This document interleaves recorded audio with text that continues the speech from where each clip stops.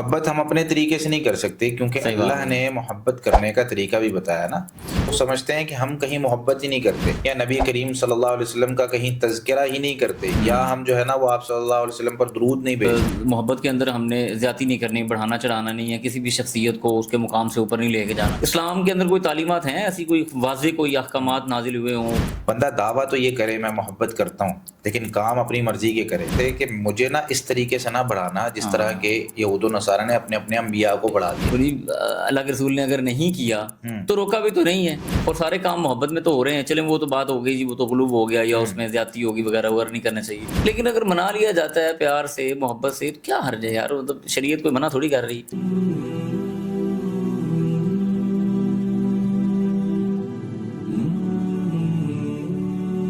السلام علیکم ورحمۃ اللہ وبرکاتہ. سننا اسٹوڈیو رسول اللہ خالد آپ کی خدمت میں حاضر ہوں، اور آج اسٹوڈیو میں بیٹھے ہوئے ہیں میرے پیارے دوست اور میرے بھائی. ابھی پوڈ کاسٹ شروع ہونے سے پہلے کپڑا نیچے کر رہے تھے کہ پیٹ نظر نہ آئے. حافظ جنید صاحب، تو یہ حافظ جنید صاحب ہمارے معاصرین میں سے بھی ہیں، ہمارے بھائی بھی ہیں، شیخ بھی ہیں، استاد بھی ہیں، مربی بھی ہیں، محسن بھی ہیں. تو جنید بھائی کیسے ہیں آپ؟ خیریت سے ہیں؟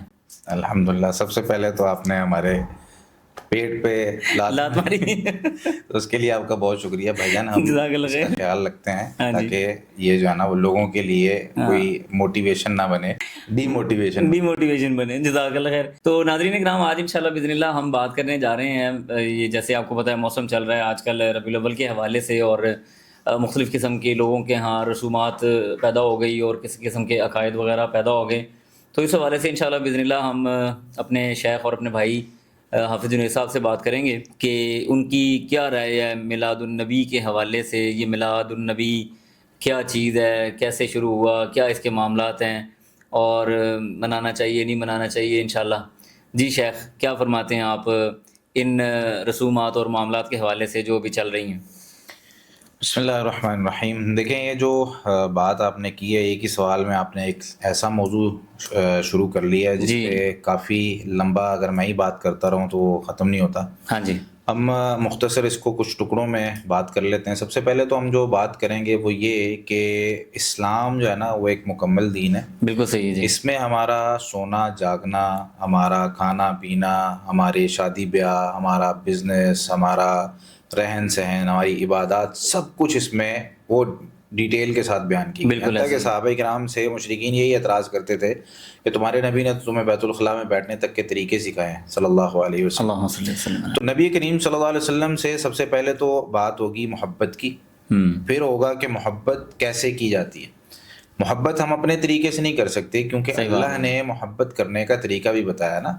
کسی بھی شخص کو اس کی جو اس کا ایک مقام و مرتبہ ہے اس سے اگر ہم بڑھا دیتے ہیں تب بھی اس کی گستاخی ہے، کم کر دیتے ہیں تب بھی گستاخی. بڑھا دینا بھی گستاخی ہوگی. بڑھا دینا بھی گستاخی ہے. آپ کسی کو مثال کے طور پر، اب درجہ ہے نا ہر بندے کا درجہ. ہاں جی. آپ سیدنا ابو بکر رضی اللہ تعالیٰ عنہ کو اسلام نے ایک درجہ اور مقام دیا. صحیح بات ہے. آپ ان کو لے جائیں گے نعوذ باللہ نبی کریم صلی اللہ علیہ وسلم کے درجے پر. صحیح بات ہے. تو کیا یہ گستاخی نہیں ہوگی؟ بالکل گستاخی ہوگی. یہی تو بات ہم کرتے ہیں اپنے عیسائی بھائیوں سے کہ بھائی آپ نے عیسیٰ علیہ السلام کو تو جو درجہ اللہ تعالیٰ نے دیا ہوا ہے وہیں پہ رکھیں. جو اللہ تعالیٰ کا بیٹا قرار دینا ہے یہ ایک غلط، مطلب محبت کے اندر انہوں نے کیا ہے، زیادتی کر دی. ہاں جی. تو وہ غلط تصور ہو گیا نا، ایک غلط عقیدہ ہو گیا جس کی وجہ سے نقصان ہوتا ہے. اسلام نے ان کو جو ہے نا وہ اسی وجہ سے تو منع کیا ہے کہ بھائی اللہ ایک ہے، یہ تمہارا عقیدہ درست نہیں ہے. تو یہاں پر بھی ہم یہ کہیں گے بھائی اگر محبت بڑھ گئی تب بھی گستاخی ہے، کم ہو گئی تب بھی گستاخی. تو نبی کریم صلی اللہ علیہ وسلم سے محبت کی جہاں تک بات ہے وہ اسلام کی بنیاد ہے.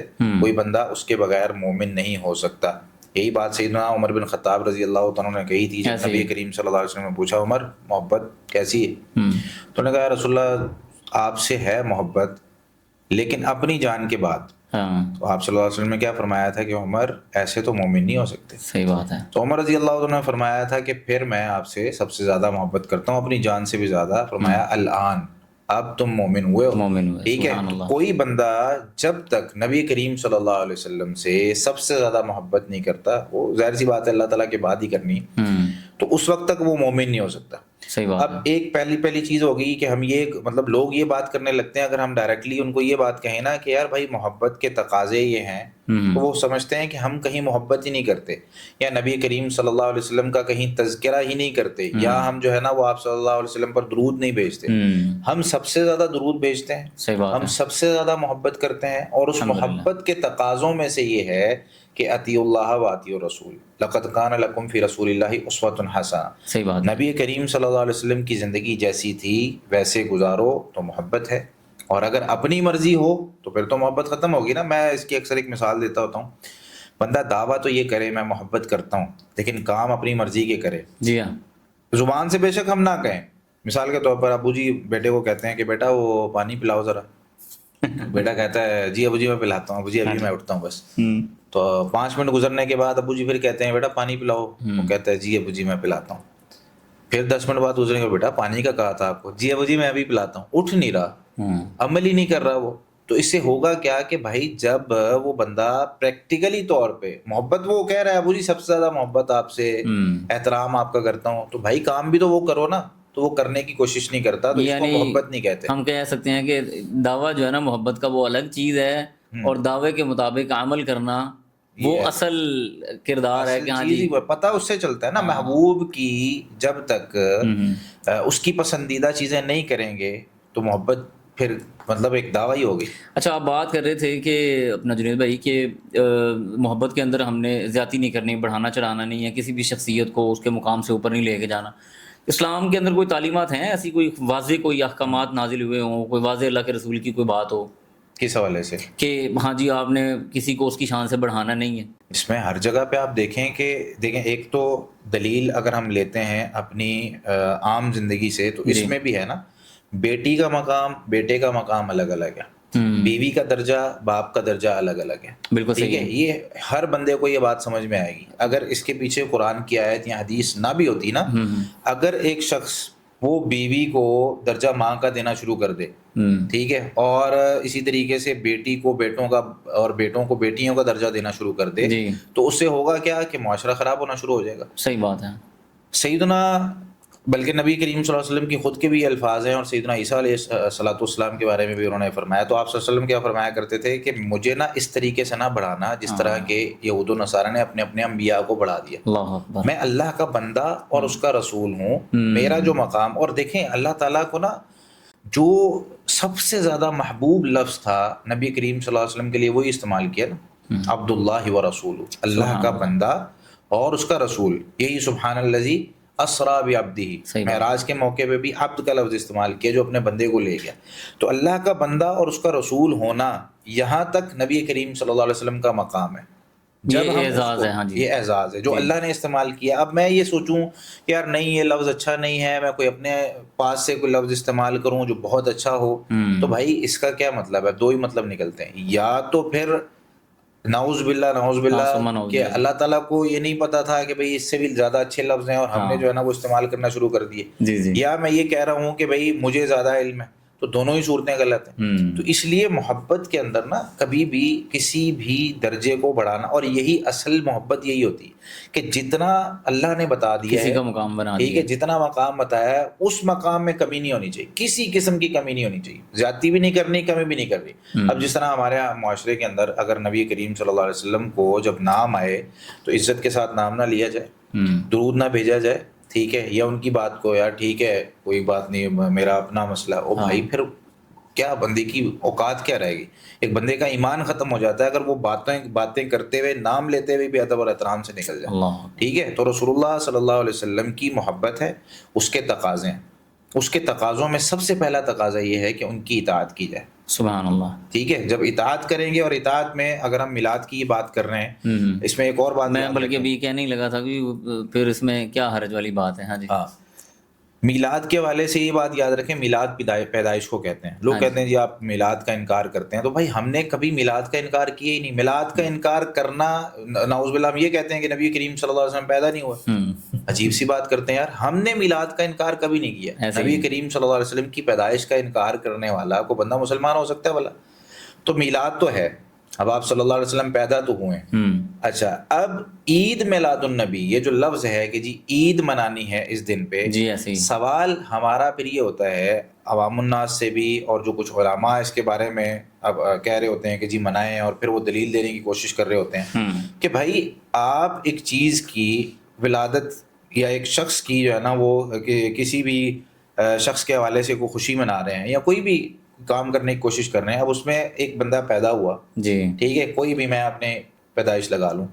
اب کوئی شخص سب سے پہلے تو یہ ڈیسائیڈ کرے کہ بھائی میں جو پیدا ہوا ہوں، میں کس دن پیدا ہوا ہوں، اس دن کو یاد رکھنا، اس دن سیلیبریٹ کرنا، پھر اس سیلیبریشن کا طریقہ.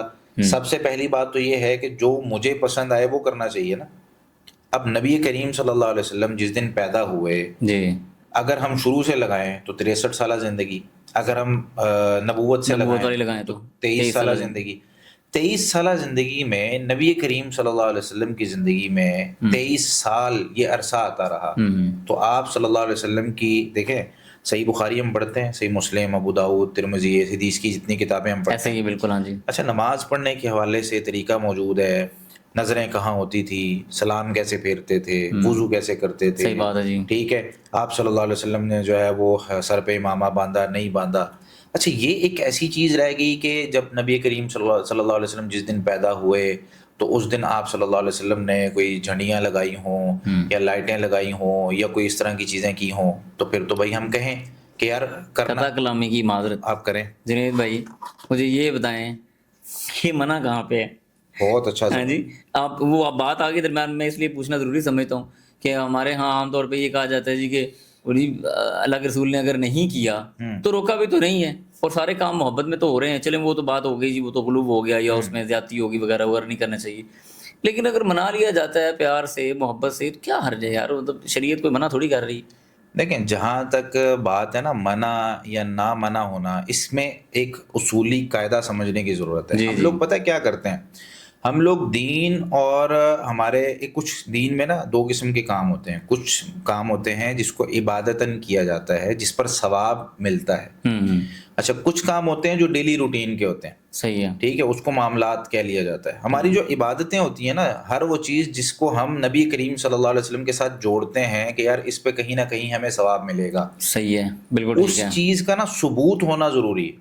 یعنی اس کے لیے نا یہ نہیں پوچھا جاتا کہ منع کہاں ہے.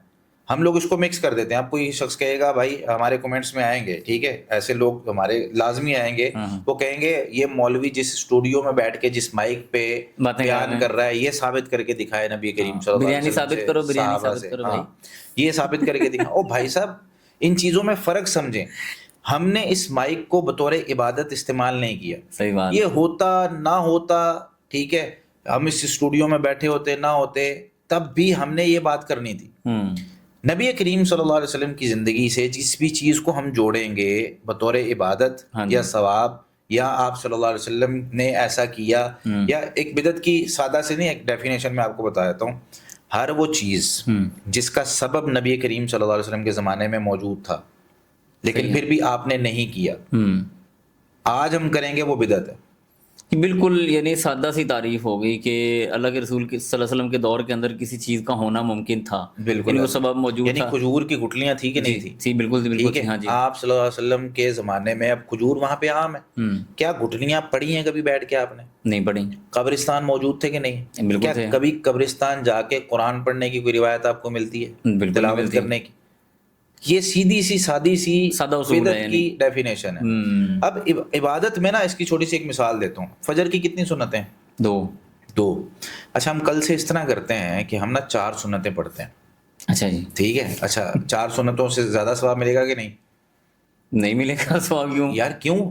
قیام زیادہ ہے، رکوع زیادہ ہے، سجدے زیادہ ہیں، رکعتیں زیادہ ہو رہی ہیں. منع آیا کہیں؟ نہیں منع بالکل نہیں. آپ منع کیوں کر رہے ہیں بھائی؟ کیونکہ نبی صاحب نے بتا دیا 2 ہیں تو 2 ہی ہیں. یہ چیز ہاں جی بھائی منع نہیں ہوتا ہے. اب آپ کہیں ظہر کے 6 فرض پڑھنا شروع کر دیں، کون سا منع آیا بھائی؟ ہاں جی. لیکن عبادت میں کیا ہوتا ہے؟ منع کو نہیں دیکھا جاتا. عبادت میں دیکھا جاتا ہے کہ پیارے نبی صلی اللہ علیہ وسلم نے ایسا کیا ہے کہ نہیں کیا. اگر تو کیا ہے تو میں کروں گا، اگر نہیں کیا تو وہی عبادت ہے نہ کرنا. جیسے مثال کے طور پر اس کی چھوٹی سی مثال لے لیں. یہ بڑا کمال کا جملہ بولا ہے آپ نے کہ وہی عبادت ہے کہ نہ کرنا. اگر اللہ کے رسول نے نہیں کیا تو یہی عبادت ہے کہ بندہ نہ کرے. سبحان اللہ، کمال ہے. اس کی ایک چھوٹی سی اور مثال لے لیں. اب سفر میں کئی لوگ ہم سے سوال کرتے ہیں، جی سفر میں پوری نماز پڑھ لیا کروں. میں ان کو یہ کہتا ہوں کہ یار نبی کریم صلی اللہ علیہ وسلم نے آدھی نماز کر دی, ٹھیک ہے, ظہر کے 4 فرض تھے 2 کر دی, 2 کر دیے, بالکل اب ایسے. اللہ تعالیٰ نے جب آپ کو 2 پڑھ کے 4 کا ثواب دینا ہے تو کیوں تھک رہے ہو بھائی, ہے کیوں تھکا رہے ہو اپنے آپ کو؟ یہ چیز ہے کہ وہاں پہ عبادت نہ کرنا یا کم کرنا یہی تو عبادت ہے. اب فجر کی 2 سنتیں ہم پڑھتے ہیں. شیخ محمد بن صالح العثیمین رحمۃ اللہ علیہ سے کسی نے پوچھا کہ شیخ فجر کی سنتوں میں ایک شخص سورہ بقرہ پڑھتا ہے, اچھا, اور ایک شخص سورہ اخلاص اور سورہ کافرون پڑھتا ہے, کون سا افضل ہے؟ انہوں نے کہا سورہ اخلاص اور سورہ کافرون پڑھنے والا. اس نے کہا شیخ سورہ بقرہ. انہوں نے کہا ٹھیک ہے اس کے الفاظ زیادہ ہوں گے لیکن سنت کیا ہے؟ نبی کریم کافرون اور اخلاص پڑھتے تھے. تو یہ اس چیز کو نا سمجھنے کی ضرورت ہے کہ میں اگر اپنے آپ کو عبادات میں, اور یہی تو کیوں وہ کہا گیا ہے وہ حدیث میں جو علم والی حدیث ہے لمبی, کہ عالم کی عابد پر فضیلت ہے جیسے 14ویں کے چاند کی ستاروں پر. وجہ کہ عالم کو پتہ ہے یار تھوڑے وقت میں میں کیا کچھ کر لوں گا, جو اس عبادت گزار سے جو کیے جا رہا ہے عبادت میری وہ تھوڑے سے زیادہ. نبی کریم صلی اللہ علیہ وسلم صبح نکلے نا, واپس آئے کہنے لگے جوہریہ رضی اللہ تعالیٰ میں نے 4 کلمات کہے ہیں تمہارے صبح سے لے کر اب تک جتنے کلمات تم نے کہے ہیں نا ان سب سے یہ افضل ہو گیا, سب سے اجر میں زیادہ ہو گیا. ایسے ہی ہے وجہ کہ عالم کو پتہ ہے کہ اللہ نے کس کلمے سے زیادہ خوش ہونا ہے, کس عمل سے زیادہ خوش ہونا ہے. تو عبادت میں نا اصول یہ سمجھ لیں کہ جو عبادت جہاں جیسے جتنی ثابت ہے, یہ 4 اصول یاد کر لیں, دوبارہ رپیٹ کر لیں. جو عبادت ہاں جی, نمبر 1 جہاں جیسے جتنی ثابت ہے, واپس آ جائیں, وہی عبادت وہاں ویسے اتنی کرنی.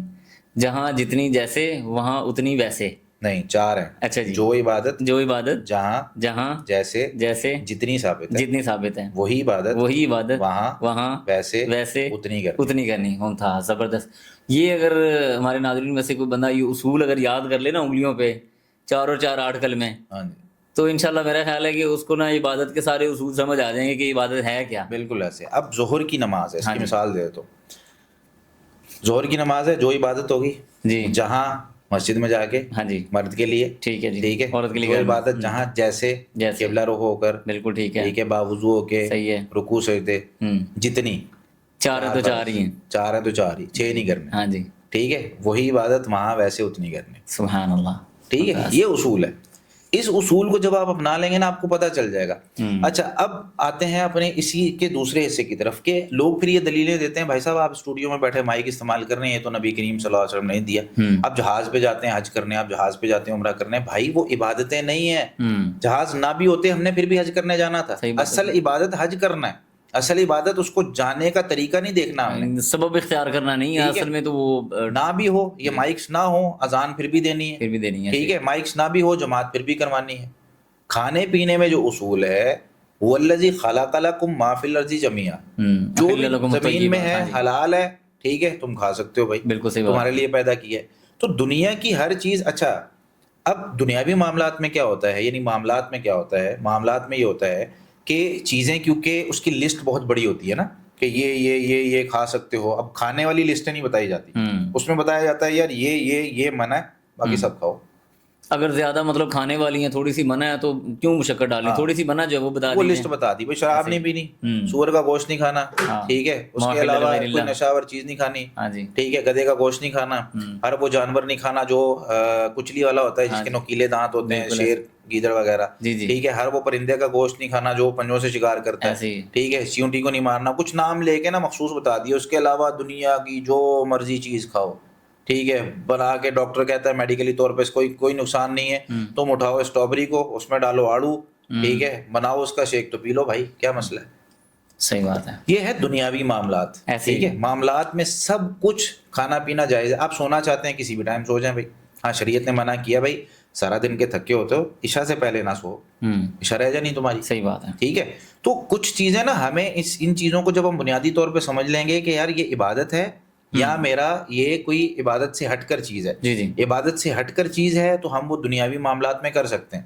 میرا اپنا طریقہ کار ہے, لباس ہے, لباس کے بارے میں اصول ہے بھائی, جو تمہاری شرمگاہ کو ڈھانپتا ہے, ٹھیک ہے, مرد کی شرمگاہ ناف سے لے کے گھٹنوں تک یہ ڈھانپتا ہے, وہ تمہارا لباس ہے. عورت کو کہا گیا اپنا سارا جسم ڈھانپنا ہے, بھائی یہ تمہارا لباس ہے. اب کوئی شخص کہے کہ جی نہیں وہ جبہ پہننا چاہیے, کوئی شخص کہے نہیں شلوار قمیض پہننی چاہیے. بھائی ڈیفینیشن بتا دی آپ کو کہ ڈھانپنا کس چیز کو ہے. اب کپڑا کس ٹائپ کا ہوگا, کالر رکھنا ہے, بین رکھنا ہے, وہ تمہارے اوپر ہے. ٹھیک ہے, اس چیز کو جب ہم سمجھ لیں گے تو بھائی منع کہاں ہے, یہی ہم لوگوں کو کہہ رہے ہوتے ہیں. لوگ جب بات کرتے ہیں نا, ہم ان کو کہتے ہیں یار نماز کے بعد, فرض نماز کے بعد آپ دعا کرتے ہیں, تو فرض نماز کے بعد دعا کرنا ایک عبادت ہے. لوگ اس چیز کو بھی بڑا کرتے ہیں, یار یہ لوگ ہر چیز سے روک رہے ہوتے ہیں. عبادت سے ہم روک رہے ہر ہیں. چیز سے نہیں روک رہے ہوتے. لیکن دعا کی نا 2 قسمیں ہوتی ہیں. ابھی موضوع دوسری طرف نکل جائے گا, لیکن یہ اب آگے یہ بات تو میں سمجھانا ضروری سمجھوں گا. دعا کی 2 قسمیں ہوتی ہیں. کچھ دعائیں ہوتی ہیں جو ہاتھ اٹھا کر کی جاتی ہیں, کچھ دعائیں ہوتی ہیں جو بغیر ہاتھ اٹھائے کی جاتی ہیں. نماز کے بعد ہم دعا کرتے ہیں, لیکن وہ بغیر ہاتھ اٹھائے کرتے ہیں. جیسے ہم کھانا کھانے سے پہلے بسم اللہ پڑھتے ہیں, ہاتھ اٹھاتے ہیں. ہاں نہیں, بالکل نہیں مسجد اٹھاتے. جاتے ہوئے دعا پڑھتے ہیں, ہاتھ اٹھاتے ہیں. نہیں. نماز کے بعد کی بھی جو دعائیں ہیں تو ہم کرتے ہیں بھائی, لیکن وہ بغیر ہاتھ اٹھائے. اللہ اکبر, استغفر اللہ, استغفر اللہ, استغفر اللہ. اچھا, اب شیطان کیا کرتا ہے نا, شیطان کا طریقہ کار یہ ہوتا ہے کہ وہ جو اصل عبادت ہوتی ہے نا, کبھی بھی مسلمان کو آگے یہ نہیں کہے گا بھائی صاحب یہ نہ کرو. وہ اس کی جگہ کوئی دوسری عبادت کا طریقہ اپنی طرف سے لا کے کرے گا, کر کے یہ اچھی چیز ہے, اس کو کرنا شروع کر دو. وہ آہستہ آہستہ آہستہ آہستہ نسلوں میں وہ سرایت کر جاتا ہے, اور ہم سمجھتے ہیں. وہ آپ نے ناک کٹے والا لطیفہ سنا؟ ہاں جی, وہ جو کہتا ہے میرا ناک کٹا ہوا ہے. یہ نہیں سنا تو پھر ٹھیک ہے, بتا دو یار. میں نے سنا لیکن کوئی اور ہو سکتا ہے, تو کوئی اور سنا ہے. سناؤ پھر, کون سا سنا ہوا ہے؟ میں نے سنا ہوا جی کہ بندہ تھا, اچھا, تو اس کا ناک کٹا ہوا تھا. اچھا, تو وہ مجلس سے گزرتا تھا, لوگ اس کو چھیڑتے تھے, بڑا پریشان ہوتا تھا.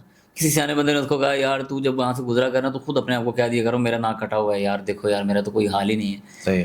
تو اس سے تیری نا تکلیف کم ہو جائے گی, لوگ بھی تجھے چھوڑ دیں گے. تو بجائے اس کے کہ لوگ آپ کو کہیں, آپ خود اپنے آپ کو کہہ کے چلے. میں یہ والا نہیں کہہ رہا. اچھا جی. ایک نا بادشاہ تھا, اس کو تلوار چلانے کا بڑا شوق تھا. اچھا, ٹھیک ہے. تو وہ کبھی سیکھا ہوا نہیں تھا. اس نے کیا کیا کہ نا تلوار لے کے نا ایسے گھمانا شروع کی, تو وہ ہاتھ کہیں اس کا پھنسا, تو وہ اس کا ناک کٹ گیا. اللہ. اچھا, 2-4 دن وہ دربار میں نہیں آیا. دربار میں جیسے ہی آیا تو اس کے وزراء نے اس کو دیکھا, تو ان کی ہنسی نکل گئی. اس کے وزراء کی انہیں کہا پڑھو انہوں بھی ناک کٹو. ٹھیک ہے, وہ 3-4 جتنے بھی تھے ان کے بھی ناک کٹے گئے. اچھا, وہ جب باہر نکلے اپنے لوگوں کے پاس گئے تو لوگوں کی ہنسی نکل گئی. انہوں نے کہا جس کو دیکھ رہے تھے انہوں نے کہا اس کا کاٹو بھائی ناک. اچھا, کچھ عرصے بعد جب وہ گھروں میں باقی جگہوں پہ آہستہ آہستہ جو ہے نا وہ ہوتا اس طرح گیا کہ ہر بندہ وہ اپنے جس کو دیکھنے لگا اس نے ناک اس کا کاٹنا شروع کر دیا. اچھا, اب جب پوری فیملی 8-10 لوگوں کی فیملی کے ناک کٹے میں, جب نیا بچہ پیدا ہوا نا تو انہوں نے اس کا ناک کاٹنا شروع کر دیا کہ یار یہ کیا کہے گا بڑا ہو کے. تو ہوتا یہ تھا, اب اس گاؤں میں وہ سب کے ناک کٹنے لگ گئے. ایک نسل چلی گئی جن کو یہ پتا تھا کہ اصل کہانی شروع کہاں سے ہوئی تھی. اب وہ جب پیدا ہوتے تھے نا ان کو یہ لگا کہ یار یہ ناک کاٹنے والی چیز ہے, اس کو کاٹتے ہوتے ہیں. اب کہیں سے کوئی میرے جیسا بندہ جو ہے نا وہ چلا گیا اس گاؤں میں, ناک والا, اور نہ کر لے بے وقوف بندہ, اس نے ناک رکھا ہوا ہے, اس کو پتہ نہیں ناک کاٹتے ہیں. تو ایک وقت ایسا آ جاتا ہے جب صحیح چیز جو ہے نا, یعنی غلط اتنی عام ہو جاتی ہے, وہ اچنبا بن جاتی ہے. تو صحیح چیز لوگوں کو ایسا لگتا ہے کہ یار یہ جو باتیں کر رہے ہیں نا مولوی بیٹھ کے یہاں پہ, یہ صحیح والی باتیں نہیں ہیں. وہ جو ساری دنیا منا رہی ہے جس طریقے سے نبی کریم صلی اللہ علیہ وسلم کی پیدائش کا دن, وہ صحیح ہے. میرے بھائی ہماری صرف اتنی ریکوائرمنٹ ہے کہ کل اللہ نے اگر پوچھ لیا کہ بھائی کس مولوی کی بات پہ تم نبی کریم صلی اللہ علیہ وسلم سے یہ والی محبت کر رہے تھے, محبت کے بغیر, میں بار بار کہہ رہا ہوں, لوگ پھر جو ہے نا وہ کہتے ہیں کہ یار آپ لوگوں کو محبت نہیں, محبت کے بغیر آپ مومن نہیں ہو سکتے. نہ میں ہو سکتا ہوں, نہ شیخ آپ ہو سکتے ہیں. بالکل صحیح کہہ رہے ہیں. ٹھیک ہے, تو محبت پوری ہونی چاہیے, لیکن اس محبت میں کل اللہ نے پوچھ لیا کہ یہ والا جو تم عمل کر کے آئے ہو کہ یہ کس نے سکھایا تھا تمہیں, تو کیا جواب دو گے؟ اس کے بارے میں تھوڑی سی تحقیق کر لو کہ اللہ اگر پوچھے تو ہم کہہ سکیں کہ یار واقعی کہ. اور پھر قرآن کریم کی تشریح ہمارے ہاں اس موقع پہ کچھ دلیلیں دیتے ہیں کہ اللہ تعالیٰ نے کہا ہے کہ اللہ تعالیٰ کا جو فضل ہے, سورہ ضحیٰ کی آیتیاں جو ہے نا فبذالک فلیفرحوا والی آیت پیش کی جاتی ہے کہ اللہ کا فضل ہے اور اس کو لے کر نا خوش ہو جاؤ, اور یہ نبی کریم صلی اللہ علیہ وسلم تو اللہ کے فضل ہیں. تو اس میں بھی ہمیں یہ یاد رکھنا چاہیے, کیا ان آیات کی تفسیر نبی کریم صلی اللہ علیہ وسلم نے یہ سکھائی ہے, صحابہ نے یہ سیکھی ہے؟ اگر تو وہ سیکھی ہے اور وہی تشریح ہے. اور مجھ سے کل بھی ایک بندہ سوال کر رہا تھا, کہتا ہے جی قرآن میں تو ہے کہ اللہ تعالیٰ کی فضل جب اللہ تعالیٰ کرتا ہے تو خوشی منایا کرو. ٹھیک ہے, تو تم خوشی نہیں مناتے, تو یہ تو قرآن کی آیت ہے تو اب ہمیں خوشی منانی چاہیے. میں نے کہا قرآن میں تو یہ بھی لکھا ہوا ہے فویل للمصلین, نماز پڑھنے والوں کے لیے ہلاکت ہے. کہتا ہے یہ کہاں لکھا؟ میں نے کہا قرآن میں. اس کو میں نے جب آیت دکھائی, کہتا ہے یہ یہ تو آپ پھر پوری نہیں بیان کر رہے یا صحیح نہیں بیان کر رہے, اس کی تشریح کیا ہے. میں نے پھر وہ ساری اس کو پڑھ کے سنائی, فویل للمصلین الذین هم عن صلاتهم ساہون, ان نمازیوں کے لیے ہلاکت ہے جو بھائی اپنی نماز سے غافل ہیں, سستی کرتے ہیں. ٹھیک ہے, ٹائم پہ نہیں پڑھ رہے, خشوع نہیں, باقی معاملات ہیں. تو میں نے کہا اسی طریقے سے جب اس کی ہم آگے پیچھے سے پوری بات پڑھ رہے ہیں اور تشریح لے رہے ہیں اور صحابہ کرام سے دیکھ رہے ہیں کہ بھئی انہوں نے کیا سمجھا ہے, وہاں پہ بھی آؤ نا اب. تو وہاں جب گئے ہم نے اس کی تفاسیر پڑھنی شروع کی, کسی نے بھی نہیں لکھا ہوا وہ چیز جو ہمارے معاشرے میں بیان کی جا رہی. پھر کہتا ہے یار واقعی یہ بات ٹھیک ہے. تو قرآن کی تشریح بھی جو ہے نا وہ ہم اپنی طرف سے نہیں کر سکتے. قرآن کی تشریح یا تو قرآن کرے گا, قرآن کی تشریح یا تو صحابہ کریں گے, ٹھیک ہے, یا نبی کریم صلی اللہ علیہ وسلم کریں گے, ٹھیک ہے, زیادہ سے زیادہ کچھ علماء تابعین تک جاتے ہیں, ٹھیک ہے. تو یہ جب تشریح ہوتی ہے تو ہم اس کو لے لیتے ہیں. اگر کسی نے ان طبقات میں بیان نہیں کیا تو میرے بھائی کیوں پھر اب بیان کر رہے ہیں, چیزیں واضح ہیں. تو وہ تو پھر شیخ اس کا تو نقصان یہی ہوگا کہ اور پھر ہر بندہ نکالے گا اپنی مرضی کا موضوع اور اپنی مرضی کا مقصد اور بیان کر دے گا جی یہ تو قرآن میں آیت آئی ہے تو لہٰذا میرے خیال سے تو یہ جائز ہے. پھر وہ ہر بندہ ہی جائز ہے, پھر نہ جائز تو کچھ بھی نہ رہ جائے گا نا, پھر تو ہر بندہ ہی جائز ہو جائے گا. ہر بندے کی تشریح, توضیح, اس کی وضاحت, اس کا احکامات لینے کا سٹائل, ہر چیز ہی جائز ہو جائے گی. پھر ہم کس کو غلط کہہ سکتے ہیں, کسی کو بھی نہیں. بالکل ایسے ہے دنیا کے اندر اصول یہی ہوتا ہے کہ آپ کسی آفس میں چلے جائیں, آپ کسی یونیورسٹی میں چلے جائیں, کہیں بھی آپ کسی بھی جگہ کام کرتے ہیں نا, تو قانون بنانے والا یا چلانے والا ایک ہوتا ہے. ایسی ہی حقیقت ہے. اگر آپ اس کی مثال کے طور پر آپ نے یونیورسٹی میں کہا ہے کہ یار جس کا جو دل کرتا ہے کرے. اب ایک پروفیسر صاحب کہتے ہیں جی میرا 8 بجے آنے کو دل کرتا ہے, دوسرا کہتا ہے جی میں 11 بجے آؤں گا, نظام ہی نہیں چلے گا, نیند نہیں پوری ہوتی. تو آپ کیا ٹائم رکھیں گے, اسٹوڈنٹس کو کیا ٹائم دیں گے؟ آپ کو ایک قانون بنانا پڑے گا نا. یہی چیز اسلام میں ہے. جب تک آپ اب اچھا وہ قانون دیکھیں نا, دنیا اگر ہمارا کوئی دنیا کی دکان یا کوئی ہماری انڈسٹری یا کوئی بھی چیز قانون کے بغیر نہیں چلتی, تو ہماری دنیا کس طرح قانون کے بغیر چل سکتی ہے؟ تو یہاں پر بھی قانون ہے جو اللہ نے ہمیں دیا ہے, جو رسول اللہ صلی اللہ علیہ وسلم نے. بالکل صحیح بات ہے. اچھا شیخ, میں ایک نا ذرا ٹیکنیکل چیز آپ سے دریافت کرنے جا رہا ہوں, تو اس کے بعد شاید لوگ کچھ جذباتی بھی ہو جاتے ہیں, باتیں بھی شاید ایسی کر لیتے ہیں. دیکھیں وہ ساری چیزیں ہم نے طے کر لیں کہ یہ صحیح نہیں ہے, یہ طریقہ صحیح نہیں ہے, کسی کی شان کو بڑھایا نہیں جا سکتا, نبی صاحب کے سے ثابت نہیں ہے, وغیرہ وغیرہ سب کچھ. لیکن ایک جذباتی بات ہے, میں نبی علیہ الصلوۃ والسلام سے محبت بہت زیادہ کرتا ہوں, ٹھیک ہے, میں کٹنے مرنے کے لیے تیار ہوں, سب کچھ کرنے کے لیے تیار ہوں, اور میں آپ علیہ الصلوۃ والسلام کی محبت کے اندر ہی کوئی کام کر رہا ہوں. یعنی میں نے کوئی بھی معاملہ جو کیا ہے, یعنی مثال کے طور پہ میلاد والا لے لیں, کیا آپ کو لگتا ہے کہ کہیں نہ کہیں اللہ سبحانہ و تعالیٰ اس محبت کی وجہ سے بندے کو اجر دے گا؟ اگر دے گا تو کیوں, اور اگر نہیں دے گا آپ کے خیال سے تو کیوں؟ اس کو ذرا تھوڑا سا ڈیفائن کر دیں, کیونکہ یہ ایک نا ایموشنلی ہمارے ہاں ایک بات ہو جاتی ہے, تو جس پہ یوزلی جو لوگ ہیں وہ خاموش ہو جاتے ہیں. ہاں یار ہے تو محبت. اب نبی کی محبت کے بارے میں کوئی بندہ بات کرے یا نبی سے محبت کرنے والے بندے کے بارے میں کوئی بات کرے تو یہ تھوڑا سا مشکل ہو جاتا ہے. تو اس کو نا ایموشنلی ہم کس طرح سے سمجھ سکتے ہیں؟ اس کا سیدھا سا آسان سا جواب نبی کریم صلی اللہ علیہ وسلم دے گئے. صحیح ہے جی, ٹھیک ہے. تھوڑی حدیث تھوڑی سی لمبی ہے, لمبی اس لحاظ سے کہ شاید 2-3 منٹ لگ جائے مجھے بیان کرنے میں, جی فرمائیے. لیکن اس میں آپ کی سوال کا تفصیل سے جواب ہے, میں خود سے نہیں دوں گا. ٹھیک ہے, یہ حدیث جو ہے نا وہ ایڈیٹر اس کو ایڈ کر دینا آپ نے, ٹھیک ہے. ہاں جی لکھ دیں. اچھا, تو یہ حدیث صحیح بخاری کی ہے, اور اس میں کیا ہے, اچھا میں کچھ سوالات کرتا ہوں آپ سے کہ صحابہ کرام وہ کیا نبی کریم صلی اللہ علیہ وسلم سے محبت نہیں کرتے تھے؟ بالکل کرتے تھے, جنہوں نے اللہ کے رسول کو اپنی آنکھوں سے دیکھا. اچھا, اب ان کی محبت اور ان کے جذبات اور ان کے اعمال ان کو چیک کریں, اور ان کا جذبہ اور خلوص چیک کریں, اور نبی کریم صلی اللہ علیہ وسلم کا جواب چیک کریں. ہوا کچھ یوں کہ کچھ صحابہ کرام 3 تھے وہ, اور گھر جاتے ہیں آپ صلی اللہ علیہ وسلم کے, آپ صلی اللہ علیہ وسلم کی عبادت کے حوالے سے پوچھتے ہیں کہ کیسے وہ عبادت کرتے ہیں. اچھا, آپ صلی اللہ علیہ وسلم گھر نہیں تھے. امی جان سیدہ عائشہ صدیقہ رضی اللہ تعالیٰ نے بتایا کہ آپ گھر میں ایسی زندگی گزارتے ہیں, روزے بھی رکھتے ہیں, نفلی تہجد بھی پڑھتے ہیں. صحیح ہے جی. اچھا, اب انہوں نے جب کمپیئر کیا نا اپنی عبادت کو رسول اللہ صلی اللہ علیہ وسلم کی عبادت سے, کأنہم تقالوہا, گویا کہ انہوں نے سمجھا کہ یار ہماری عبادتیں بڑی کم ہیں, دنیا دار کچھ بھی نہیں, ہم تو بہت مطلب کم عبادت کرتے ہیں.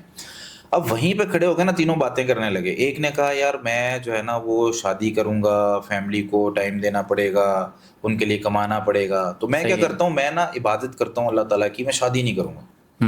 اب یہ اس جذبے کو آپ کیا نام دیں گے؟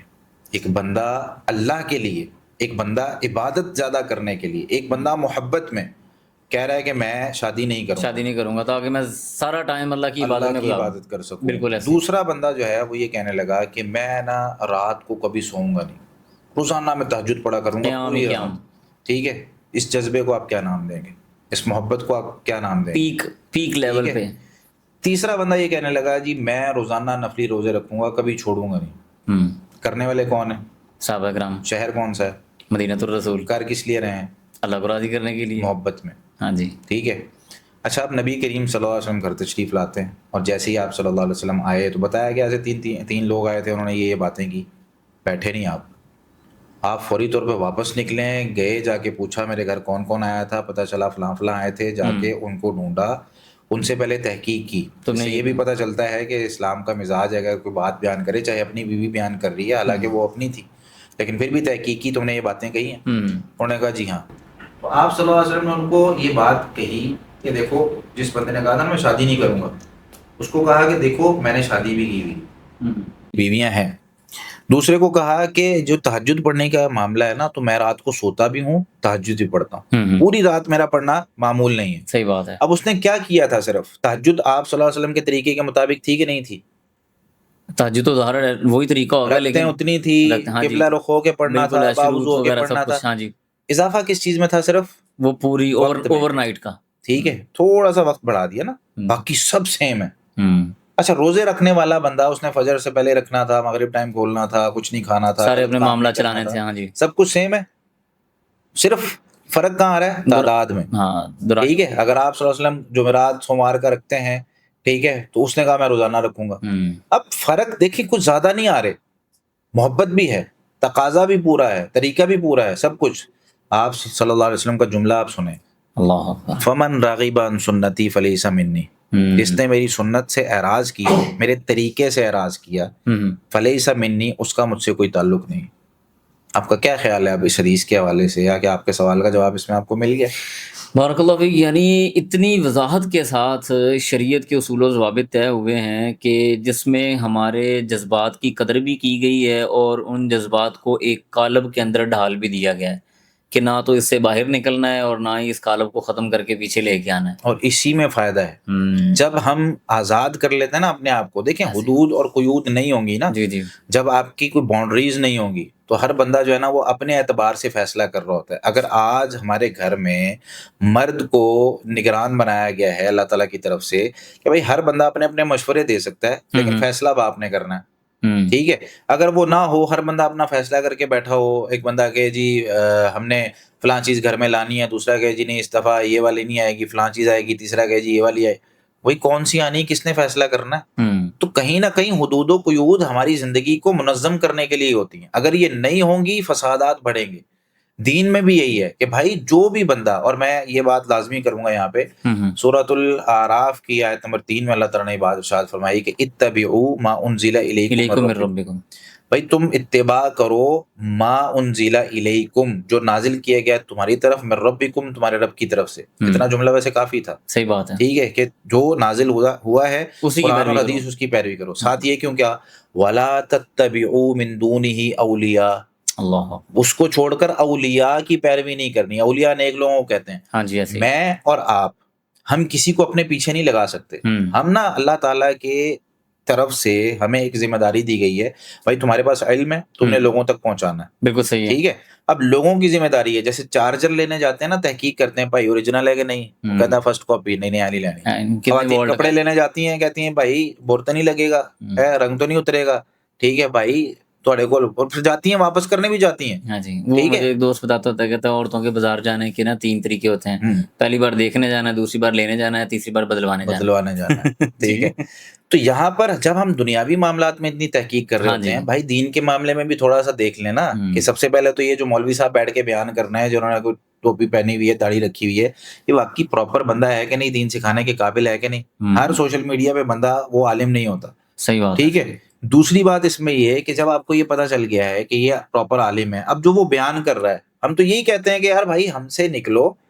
ٹھیک ہے. یعنی علماء سے رہنمائی لے کے خود تحقیق کرو، ٹھیک ہے، کہ کیا اگر قرآن کی اس نے کوئی آیت پڑھی ہے تو وہ قرآن میں ہے، حدیث میں جو اس نے آیت پڑھی حدیث پڑھی ہے حدیث میں وہ موجود ہے. آج کل آسان ہے بھائی، آپ لوگوں کے پاس سورس آف نالج بہت ہے، بہت ہو گیا، سورس آف انفارمیشن بہت ہو گئے. ایسے ہی ہے، تھوڑی سی تحقیق کرنے میں 5 منٹ نکالنے میں کیا ہو جائے گا، آپ کی ساری زندگی کے مسئلے حل ہو جائیں گے. یار ہاں بندہ صحیح کہہ رہا ہے. لیکن ہم لوگ کیا کرتے ہیں کہ بس ٹھیک ہے، ادھر سے سنی ادھر سے سنی، آخر میں نتیجہ یہ نکلا یار اس میں اختلاف ہی بڑا ہے، چھوڑو پرے، جو دل چاہ رہا ہے کرے.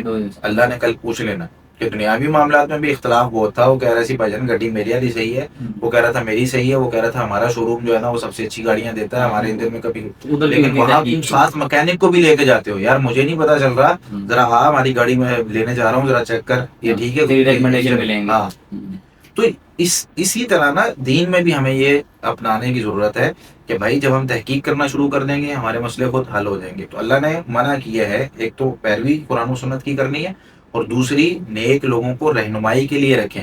استاد آپ کی زندگی میں، سوال کرنے والا آپ کی زندگی میں ہونا چاہیے، اس کے بغیر آپ علم نہیں لے سکتے. اور جو علم آپ کو وہ دے رہا ہے اس کو ویریفائی کرنا آپ کے لیے بہت ضروری ہے، یہ نہیں کہ اندھی تقلید. آپ کو مجھے نا بڑی مزے کی بات یاد آ گئی، بالکل اسی پہ کنکلوژن بھی کر دیتے ہیں.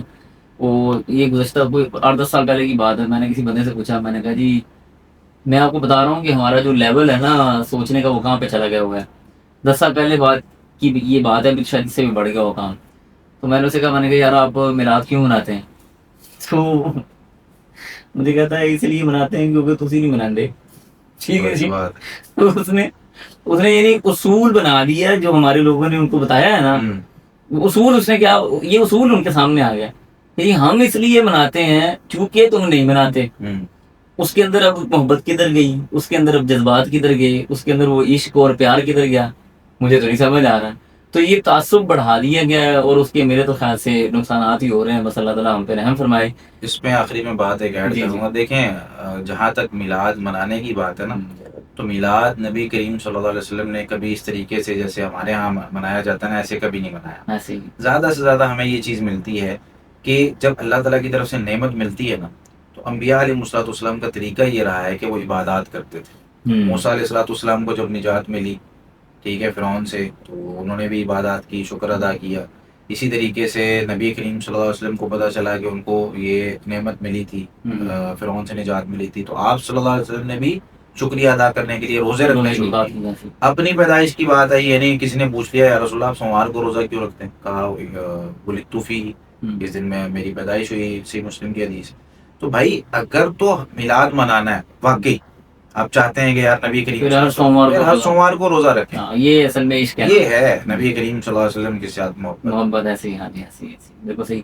جزاک اللہ خیرن. بڑی ہیلدی گفتگو ہوئی ہے. تو میں ناظرین سے گزارش کروں گا کہ آپ مکمل پوڈ کاسٹ انشاءاللہ باذن اللہ سماعت کریں گے، اور انشاءاللہ باذن اللہ بہت سارے اشکالات بڑے سادہ انداز میں ہمارے شیخ اور ہمارے بھائی مفتی جنید صاحب نے بیان کر دیے ہیں. تو انشاءاللہ اللہ سبحانہ و تعالی ہمیں دین کی صحیح سمجھ عطا فرمائے، بدعات سے دور رکھے، سنت کی صحیح طرح سے اتباع کرنے کی توفیق عطا فرمائے. السلام علیکم ورحمۃ اللہ وبرکاتہ.